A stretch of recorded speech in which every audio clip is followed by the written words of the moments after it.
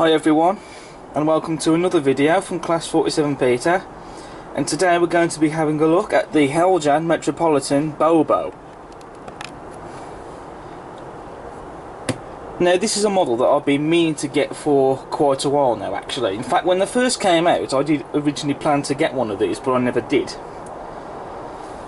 And only now have I just got around to getting one. And this is the fourth electric locomotive that I have in my fleet, and this particular one I have is number 19 in the absolutely gorgeous London Transport maroon livery. So what we're going to do now is we're going to get this model open and see what it's like. It's just arrived in the post, so I'm only now just getting around to opening it.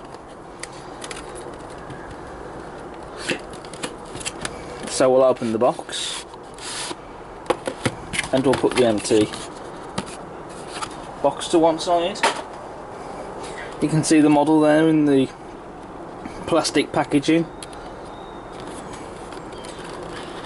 I mean, this looks a real beauty, and I haven't even got it at the packaging yet. So here's the instruction manual.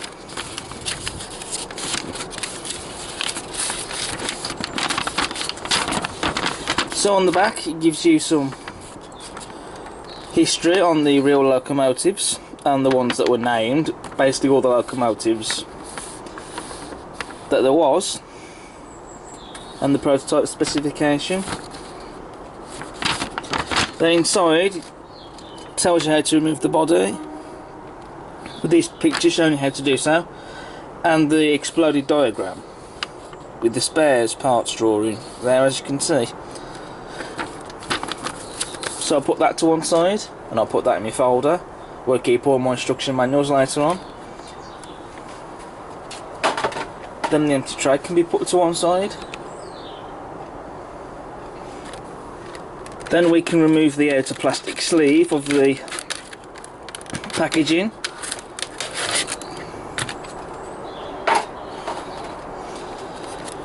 And we do have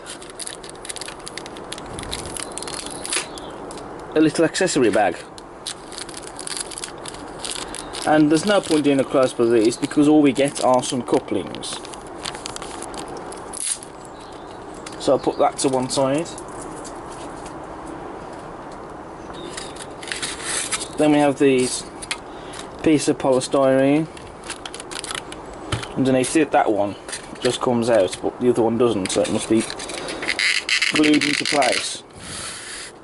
But anyway, so now we'll just simply open up the packaging and we'll gently lift the model out.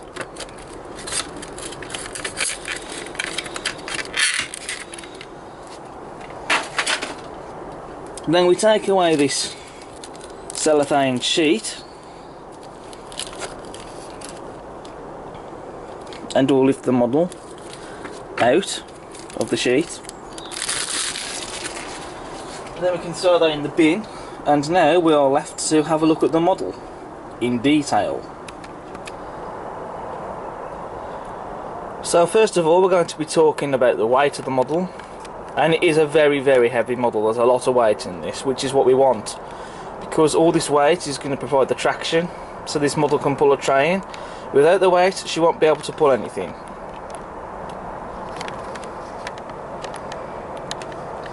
Moving on to the detail now, which we have sprung buffers, as you can see. So if you like sprung buffers, they'll keep you happy. I don't have much care for them. They are made out of plastic. It would have been nice if they were made of metal, but you know, I'm not complaining either way. One thing I have noticed with the buffers though, and this is slightly annoying, is that this one here appears to be damaged. It looks like a piece has broken off it, and it is quite annoying, if I'm being totally honest. I think I might be able to repair it, I hope, but you know, when we receive models in the mail or from the manufacturers full stop, we shouldn't really find pieces of detail that have been damaged. You know, you expect this model to be in tip-top condition. I mean, I know I paid £64 for this because I bought this model in Hatton's Sale of the Century, but you know, regardless, we shouldn't really find any damaged pieces of detail on them, regardless however much you pay for these models.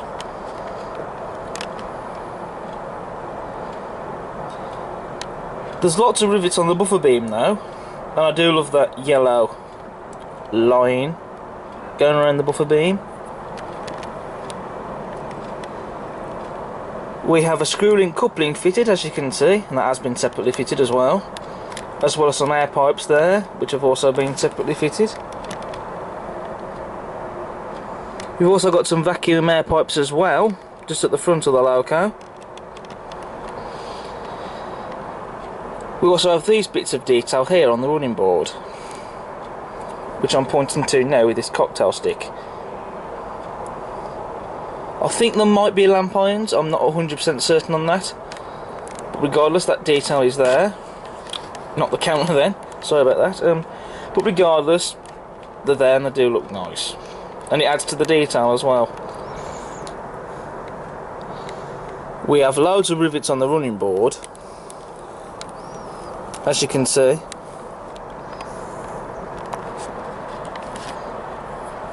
We have the loco's running number, 19, crisply printed there on the front, and some separately fitted metal handrails just there.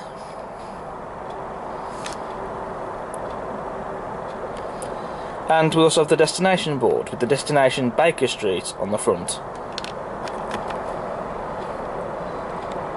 We also have the light clusters, and I just love the gold that's painted around the lights there on the front.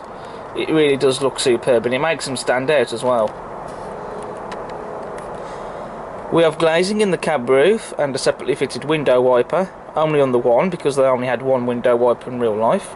We've also got the whistle there on the front, just underneath that light cluster on the top, and again we have that beautiful gold ring around the light cluster as well. We also have some cab interior detail inside of the cab as well. Regardless, none of it's painted, but it's there anyway.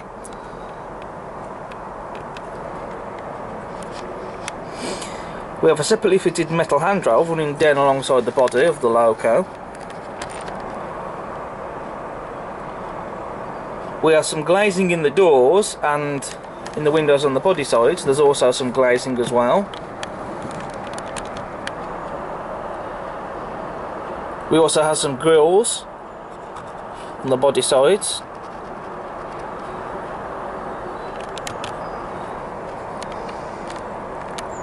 We have some rivet detail on the running plate and some pipe work as well, separately fitted on the running plate as well.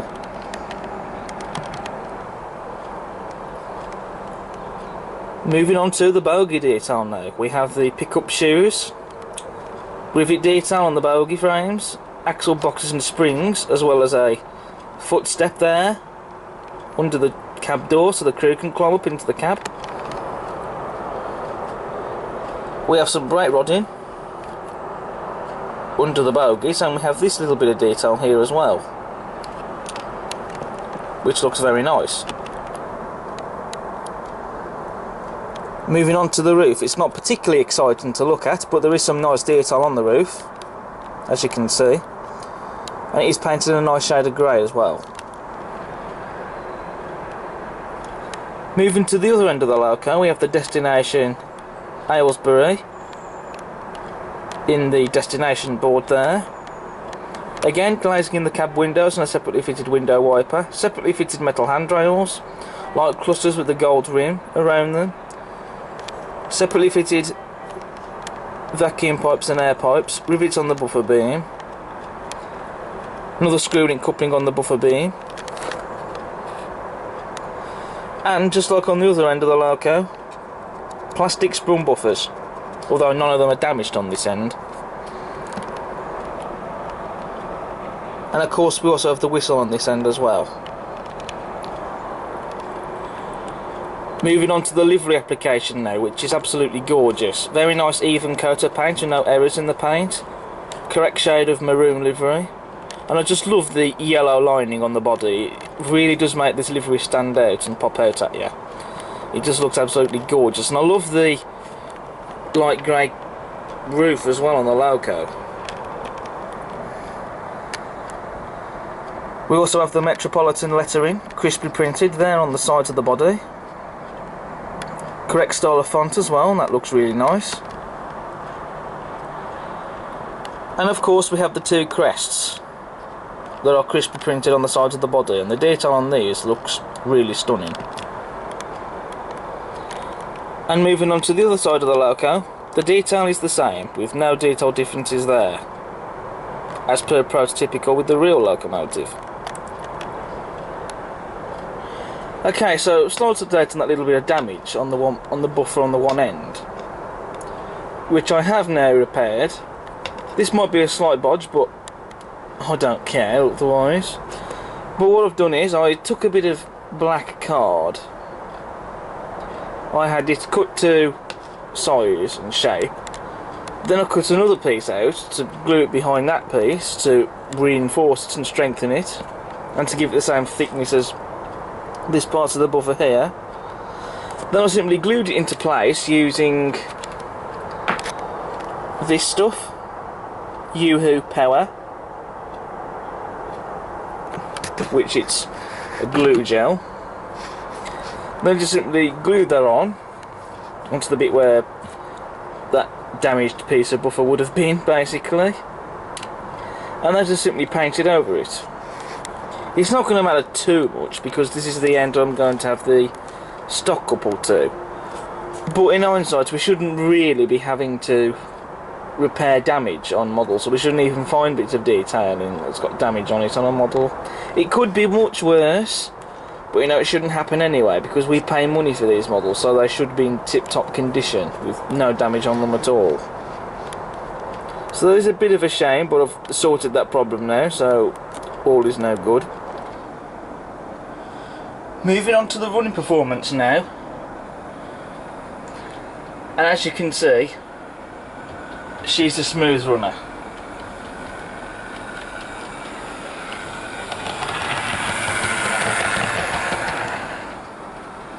There's no motors burning out, grinding noises or stuttering movement.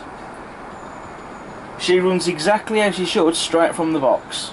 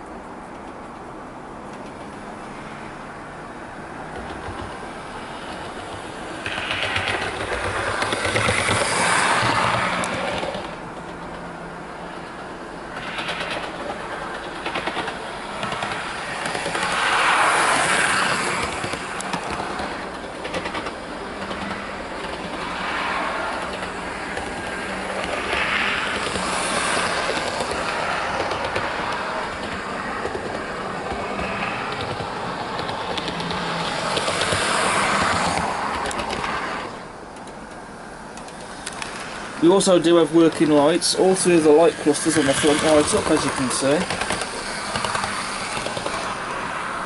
I'll just slow her down a bit. There's also cab interior lighting as well. You can see the light clusters there in the front now. A bit better. All throughout the front, like the same light up. There doesn't seem to be any tail lights lighting up. That's not too much of a big problem, but it is nice that we have got working lights at least. And so now we move on to the loaded test truck, and as you can see we've got the Metropolitan Bo-Bo pulling this rake of LMS coaching stock around the layout. Not very prototypical, but you know, I don't care, I like to be different. But you know, you have to admit, these coaches look stunning with this locomotive.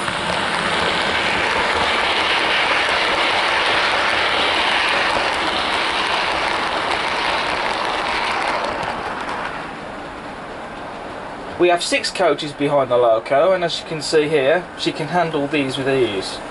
No problem at all.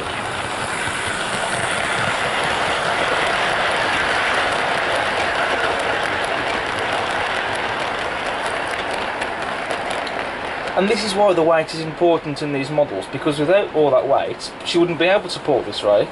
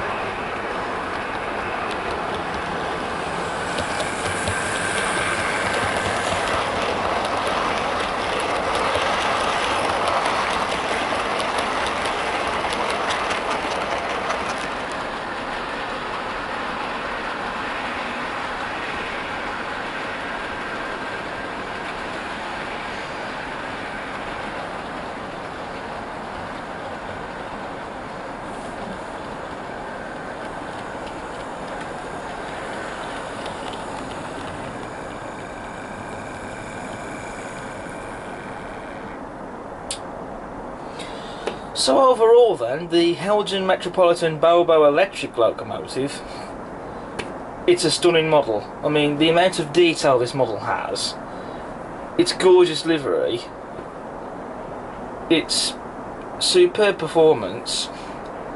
You know, I think the review itself, what you've seen, will speak volumes about this model. It really is superb, and I can highly recommend you get one of these. So I'm now going to come on to the score. Now I'm going to be a bit generous, because I'm not going to mark the model down for that little bit of damage on that one buffer, because that's now been fixed and that's sorted. And also I do think it would be a little bit unfair to the model. I thought it would be a bit unfair to mark it down for the sake of that little bit of damage that's now been sorted. So I'm going to rate this model a 10 out of 10. This has been Class 47 Peter reviewing the superb and exquisite Heljan Metropolitan Bo-Bo. I'll see you again soon for the next review, but until then, check out my other videos, subscribe to the channel. Thanks for watching. See you soon.